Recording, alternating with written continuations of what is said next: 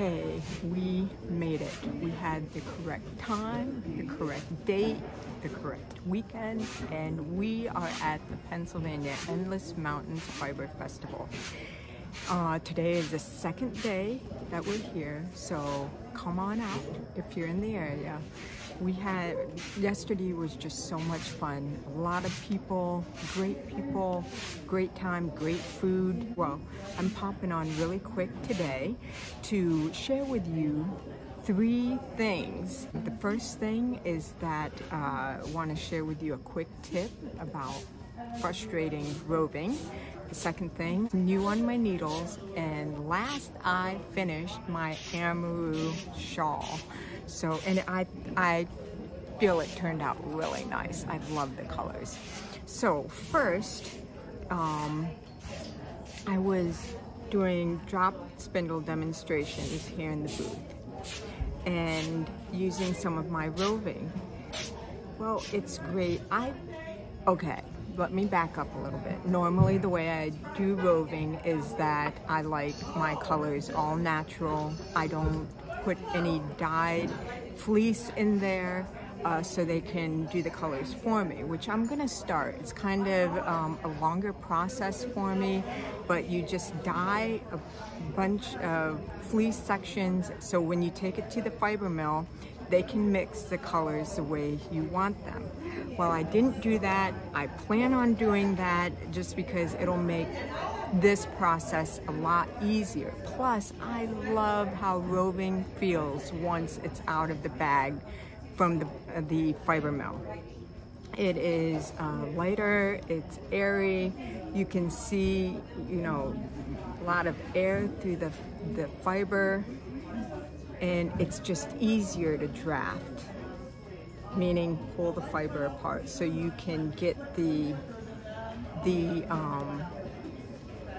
correct twist, the correct size of single ply that you're making.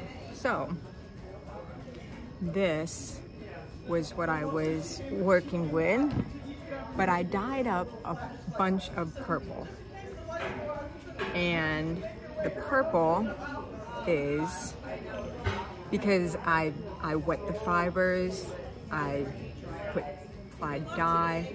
It's just a lot more dense. It's difficult to draft it. So if you come up have roving that is dense, just start putting some air in there. Pull it apart.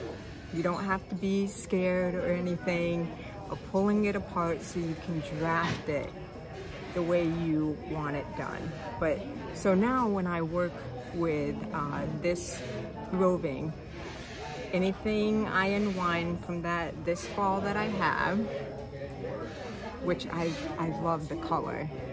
Look at all the shades of purple. Anything I unwind, I just have to simply start putting some air, fluffing it up, and that'll help me be able to draft. I don't know if you can see, but I'm drafting it. So that's what I did here. I pulled it apart, got some air in there, and now you can draft it.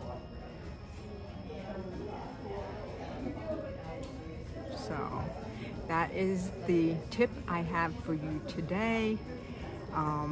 I love doing the drop spindle. It's one of my favorite things to do. If you want any more information or how-tos, lessons on using a drop spindle, put a comment below letting me know, and I will definitely share more videos on how to get a drop spindle going, because they are so much fun, relaxing.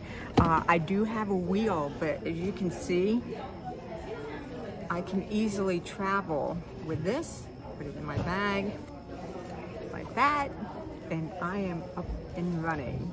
Like my sheep bag, isn't that cute? So that was the first thing. Now to share with you what I have on my needles, which is, I think you'll like it. It is a free pattern by Sonder Yarn Co. Free pattern, yes, and it's beautiful. So this is what it is, this free pattern. Easy, like Sunday morning. You can find it on Ravelry. And so far, it's pretty easy. I read through the directions, and the one thing I have not done ever with a pattern yet is that, okay, I got started, and I'm using Jazz, which is my bright purple. And what you do is use a strand of DK weight and mohair, and it feels so soft and luxurious. The one thing that I have never done in a pattern before is they take the neck, after you're done knitting the whole thing, fold it over and you sew it down. So I'm excited to try a pattern that does that. I don't know if you can see with the neckline right there. Let's see if I can make it bigger. But it's folded down and it just gives, there's no raw edge. It's just beautiful. So I'm excited to work that up. And then last thing is I finished my shawl, my Amaru shawl. It's a crocheted shawl that it is so much fun. I did get back into crocheting. I let it go for about, yes, 20, 25 years. And this is how it turned out. I just love it. So I use, it's fingering weight, and this is mossy with estuary. And I love how it turned out. I like that it switched the game a little bit here. And what it might have, I don't know if you can see it, it has, I call it a fan stitch. Well, yeah, it just looks like a fan like that. But I call it a fan stitch right here. It's basically using one stitch below and doing 5 double crochets in 1 stitch. So there we have it. That is what I bring to you today. Thanks so much for joining me, and I will talk with you later.